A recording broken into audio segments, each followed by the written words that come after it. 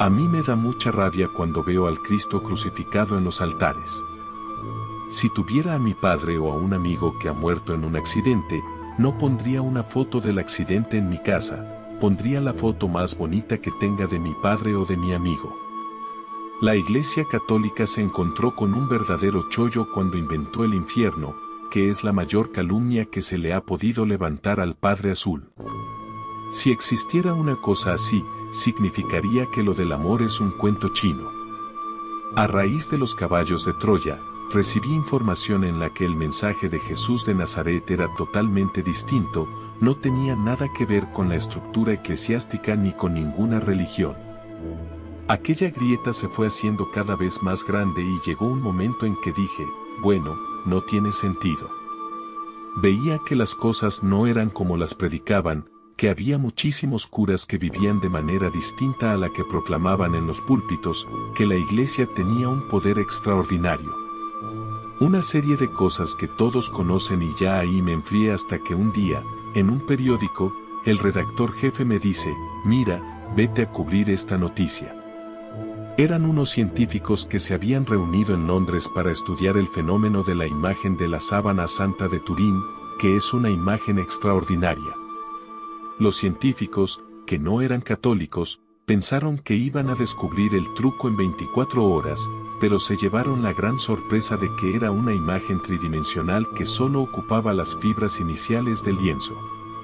Una serie de detalles y descubrimientos absolutamente maravillosos. Recobré la fe por el maestro, no por la iglesia, por él. Soñé despierto, dije, como me hubiera gustado estar con él y ver qué hizo, qué dijo, porque ya no me fío de esta gente y de lo que me cuentan. A los pocos años, a partir de una entrevista que tuve con Jacobo Zabludovsky en México, a raíz de un libro sobre la sábana santa de Turín que se había mal enviado. Hablé con tanto entusiasmo de Jesús de Nazaret que alguien que me estaba viendo me llamó por teléfono. Era un oficial de las Fuerzas Aéreas Norteamericanas que estaba retirado en México y quiso hablar conmigo. Hablé con él varias veces y me pasó una información asombrosa que es la que ha dado lugar a los caballos de Troya, la vida de Jesús contada por dos pilotos norteamericanos que tienen la oportunidad, en un ensayo militar, de vivir y convivir con él toda su vida pública y la cuentan minuto a minuto con enorme detalle. Lo que hice fue contrastar, por ejemplo, todos los datos técnicos o muchos datos técnicos que aparecen en el libro, que son muy largos, muy prolijos y a veces incluso muy aburridos. Lo contrasté hasta donde pude, investigué todo lo que pude y verifiqué que era cierto, que no había errores. Incluso hay más de 30 inventos que no han salido todavía a la luz. Lo que hace es contar el resto de la vida pública, que es preciosa y muy distinta a la que nos han contado siempre la tradición y las iglesias, con una coherencia y una belleza asombrosas. Después de leer la información de Caballo de Troya, después de ver qué es lo que te cuentan sobre Jesús de Nazaret, su mensaje y qué es lo que te espera después de la muerte, no tiene nada que ver. Es un ser humano de una enorme proximidad, pasó la mitad de su vida o más sonriendo. Me da mucha rabia cuando veo al Cristo crucificado en los altares. Si tuviera a mi padre o a un amigo que ha muerto en un accidente, no pondría una foto del accidente en mi casa, pondría la foto más bonita que tenga de mi padre o de mi amigo. Y luego el mensaje, es decir, el mensaje que él transmite a lo largo de las aventuras que van corriendo los dos pilotos americanos con él en su época. No sé si eso es cierto en cuanto al viaje en el tiempo, pero mire, de los militares norteamericanos me lo creo todo. Han podido hacer el viaje en el tiempo, por supuesto. Mintieron en la luna, por supuesto. Son los responsables del ébola, del SIDA, de la gripe aviar y de muchas más cosas. Hay unas cabezas pensantes en la cúpula militar y hay un negocio terrible de armas. Eso les interesa mucho, ya están planificando las guerras de dentro de 20 años. El mensaje de Jesús que aparece en el libro también es lo que a mucha gente le ha cambiado 180 grados la perspectiva de la vida, porque no es lo que te dicen las religiones. Nada que ver con las religiones. Las religiones son un invento del ser humano del siglo I. Cuando Pedro y sus muchachos mueren, Jesús se reúne y dicen, bueno, ¿qué hacemos? Esto está creciendo mucho, nos vamos a convertir en una multinacional en nada. Entonces deciden que no es válido, no vende el mensaje de Jesús que decía que todos los seres humanos son iguales, mujeres y hombres, esclavos y libertos, ricos y pobres. Eso no interesaba a los judíos, no les interesa todavía, y a la iglesia tampoco. Entonces decidieron centrar la religión católica, lo que luego fue la religión católica, en la figura de Jesús de Nazaret y en su resurrección, pero que no tiene nada que ver con su mensaje. El mensaje era muy sencillo: Dios, el Padre Azul, no es lo que ustedes dicen, no castiga, nadie juzga. En la información que ha dado lugar a los caballos de Troya se defiende la divinidad de Jesús constantemente, las dos naturalezas, la humana y la divina. Para mí, Jesús de Nazaret es un hombre Dios. Entonces, ¿cómo Satanás va a defender la divinidad de Jesús de Nazaret? No puede ser, aparte de que es otro invento humano. Decir, bueno, esas son cosas del diablo. No, mire usted, el diablo no es uno, son muchos, hubo una rebelión de 40 planetas.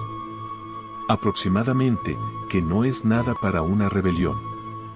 Entonces, es como si ustedes tuvieran ejército, que afortunadamente no lo tienen. Pues hay un motín y un golpe de estado que lo hacen 4 y el de la guitarra. Entonces, eso no va a ninguna parte. Es decir, nos lo han explicado todo mal. Por eso hay que filtrar siempre. Cada ser humano tiene que pensar siempre, no te fíes nunca de nada de lo que veas en la televisión, incluso de lo que estoy diciendo yo. Filtra, es un problema insalvable. Es decir, yo no creo en la fundación de la iglesia y lo digo con todo el respeto. Yo no creo en la fundación de ninguna iglesia por parte de Jesús. Es decir, en el pensamiento de Jesús no estaba crear ninguna iglesia en absoluto. Eso es un invento posterior humano porque la cosa crecía y había que poner orden. Los seres humanos somos partidarios de poner etiquetas, fronteras y cuadricular las cosas. Entonces, claro, ¿qué le digo yo a Francisco? Mire, es que yo no creo que Jesús fundara la iglesia. Entonces, ya casi no tenemos de qué hablar. Ah, no creo. Francisco es muy abierto. Ah, sí. Ah, sí, no creo. Solo ver lo que está haciendo la gente.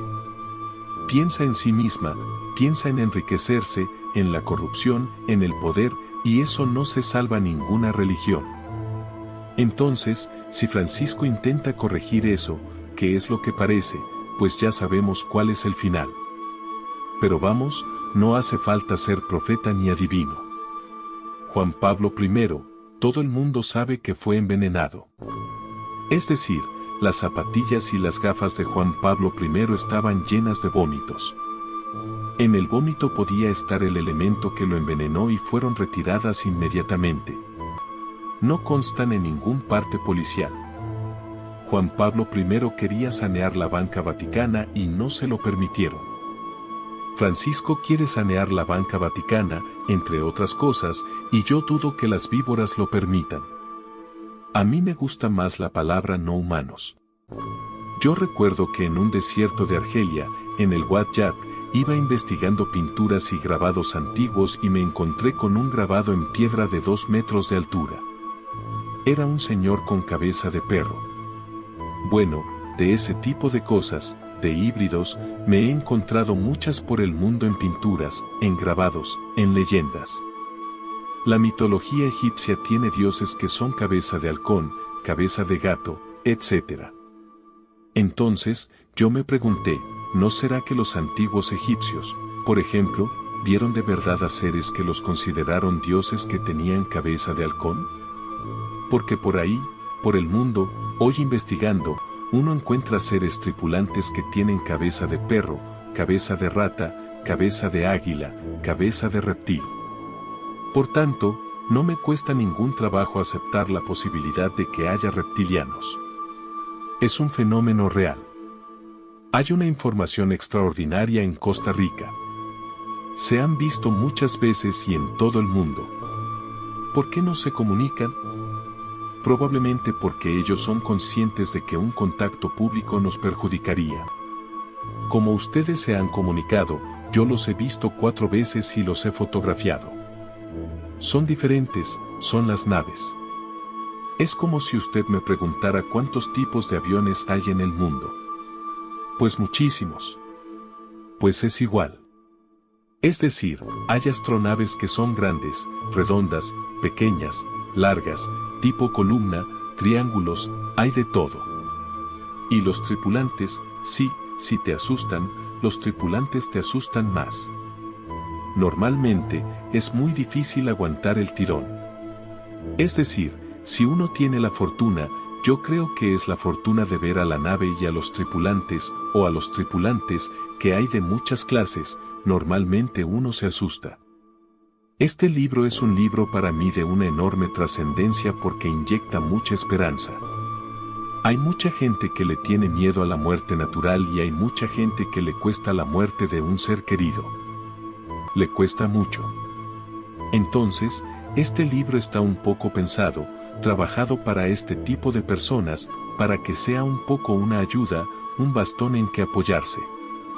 Entonces, aunque yo no soy católico, yo soy absolutamente creyente en el buen Dios, en el Padre Azul. Y yo, antes de ponerme a escribir este libro, todos los días rezaba 2 veces, a mi manera, claro, y le pedía ayuda, luz, fuerzas, que me echara una mano, una manita. Y bueno, pues yo por eso digo que el Padre Azul ha tenido la delicadeza y la deferencia de echarme una mano. Sucedieron cosas muy extrañas. De repente, uno tiene una enorme duda sobre alguna investigación o un caso y, por el lado izquierdo o por el lado derecho, aparece la solución de repente. Mire, es que yo no creo en la casualidad hace mucho tiempo. Yo creo que hay un orden maravilloso establecido por alguien superior que no comprendemos, pero que está ahí y que todo el mundo está condenado a ser feliz. No aquí, porque la felicidad aquí es imposible. Entonces, bueno, pues yo soy optimista, a pesar de todo. Es decir, el mundo es un bebé. Mire, si usted compara la edad del planeta, que son 4.600 millones de años, con la edad del ser humano, que no pasa de 3 millones de años, eso significa que tenemos 4 minutos de vida. Claro, a un bebé de 4 minutos de vida o de 1 hora usted no le puede pedir demasiadas cosas. Ni que hable inglés, ni que sepa de impuestos, ni que haga la declaración de la renta. Hay que darle tiempo. Y yo creo que esto es lo que pasa con el mundo. Es decir, hay que darle tiempo, un poco de tiempo. Hay que ir corrigiendo todo lo que se pueda, pero hay que dar tiempo. Este libro, estoy bien, empecé a trabajarlo. A investigarlo prácticamente sin querer en 1968 y ya continué todas las investigaciones todo el tiempo en todo el mundo porque me llamaron mucho la atención. Y hace como 2 años, 3, pues es como si alguien te toca en el hombro y te dice, ya es el momento de publicarlo. Entonces, yo había reunido como 1000 casos, pero claro, 1000 casos daban un libro enorme y dejé 170. Hice un juego con el buen Dios que es que yo pensé en 300 casos que más o menos me parecían interesantes y los apunté en un papelito cada uno.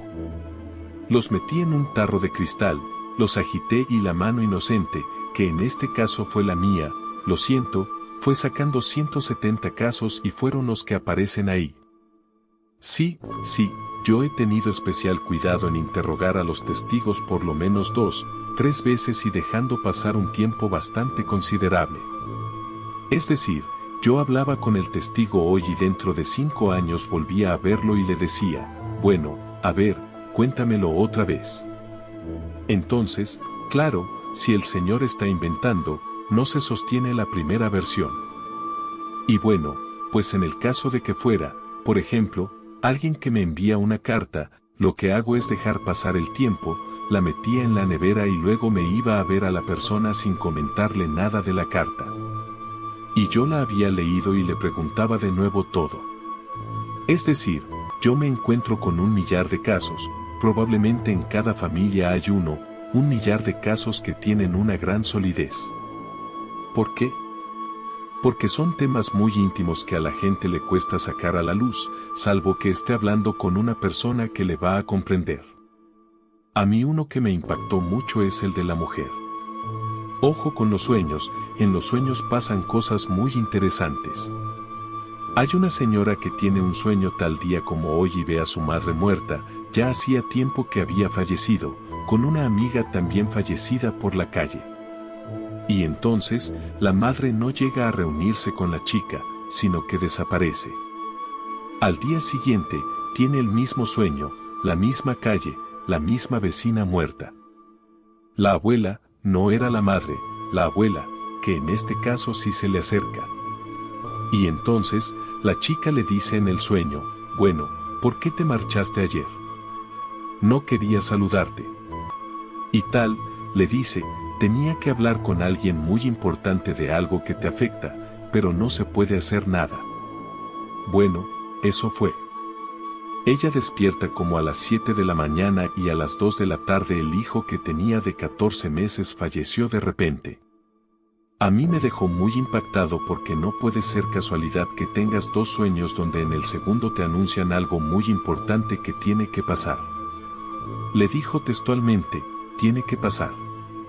A mí los testigos de esta investigación me cuentan que gente que se le aparece, los amigos o familiares, le dicen que hay un primer paso, entre comillas, porque allí no hay tiempo, en donde se necesita una especie de reconocimiento.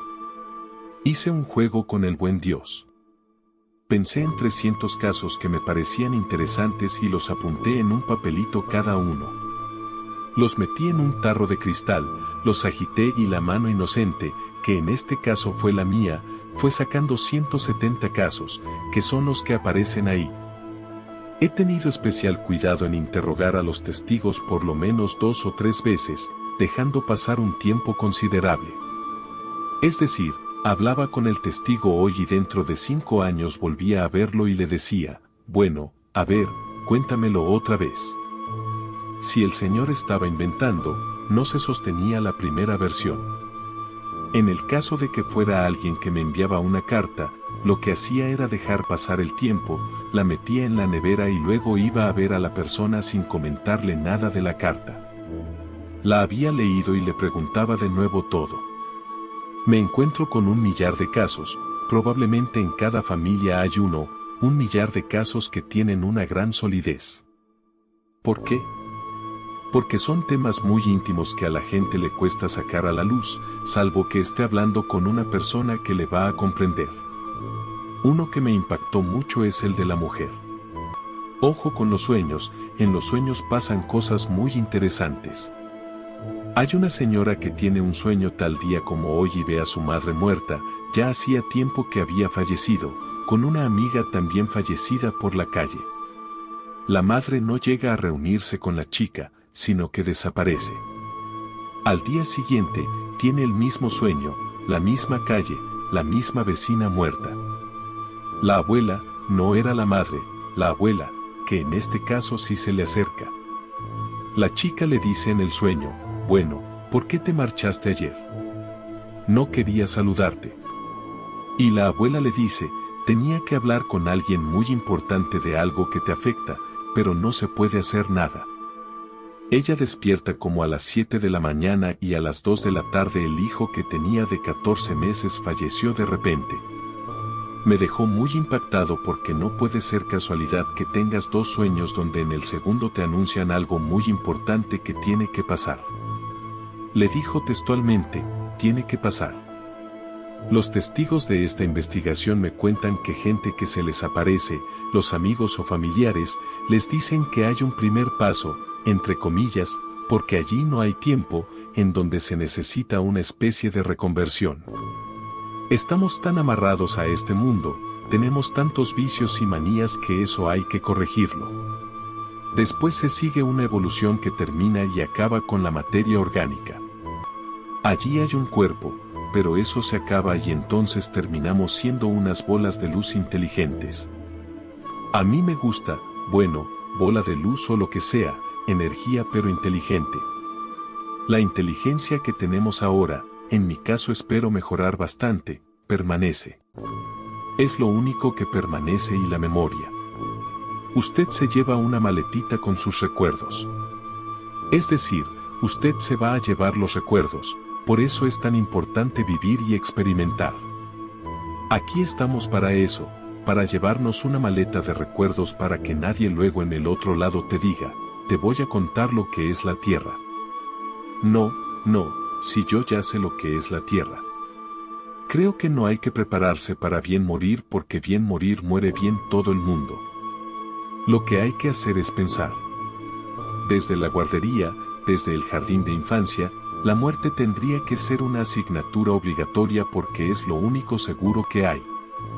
En el instituto y en la universidad, la muerte tendría que estar presente constantemente para quitar el miedo. Yo la he experimentado, es un bello y dulcísimo sueño. Tuve un accidente en un quirófano, me cortaron las arterias y en 5 minutos casi me voy. Experimenté esa sensación de sueño maravilloso, como cuando uno se echa una siesta feliz. El intensivista que estaba a mi izquierda no hacía más que hablarme hasta que llegaron los cirujanos. La muerte tiene tan mala prensa, se nos ha contado tan mal. Las iglesias se han aprovechado de la situación para meter miedo. El pecado y todo eso es falso. Nadie puede ofender a Dios, es imposible. Pongo el ejemplo de la hormiga, usted va por el campo y, queriendo o sin querer, pisa un hormiguero y allí se arma la revolución. Cada hormiga sale por un lado. Si de repente una de esas hormigas le dice, usted es una hija de la, usted se quedaría maravillada. Es un poco lo que nos pasa a nosotros con Dios. Es imposible aunque queramos ofenderle. La Iglesia Católica se encontró con un verdadero chollo cuando inventó el infierno, que es la mayor calumnia que se le ha podido levantar al Padre Azul. Si existiera una cosa así, significaría que lo del amor es un cuento chino. Entonces, no existe eso. Fue inventado para captar voluntades, para meter miedo. Si yo le amenazo a usted con el infierno porque no me es fiel, tengo la posibilidad de tenerle a mi servicio. Pero esto es desde hace muchísimo tiempo. No existe un lugar así. Cuando uno muere, va a un lugar, a otra dimensión probablemente, no lo sabemos con seguridad, donde sigue desarrollándose sin necesidad primero de morir de nuevo, ya sabes lo que es la muerte, y segundo, evolucionando en una aventura asombrosa donde no tienes problemas como aquí, no tienes enfermedades, no tienes un cuerpo como el que tenemos ahora que envejece. Una de las constantes que aparece en las investigaciones es que las personas muertas que se presentan a fulanito o a menganito son muy jóvenes, en plena forma, lo cual es interesante y más altos, lo cual estimula mucho. Cuando los testigos te cuentan que han visto a su padre, a su madre, a su familiar, a su amigo muertos, te explican que están vivísimos, que resplandecen, que tienen luz propia, que son más jóvenes, que están absolutamente felices. Entonces, mi pregunta es, ¿quién está vivo en realidad? ¿Ellos?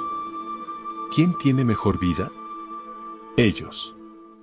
Nosotros estamos en un verdadero peregrinaje de calvario absoluto, en mayor o menor medida.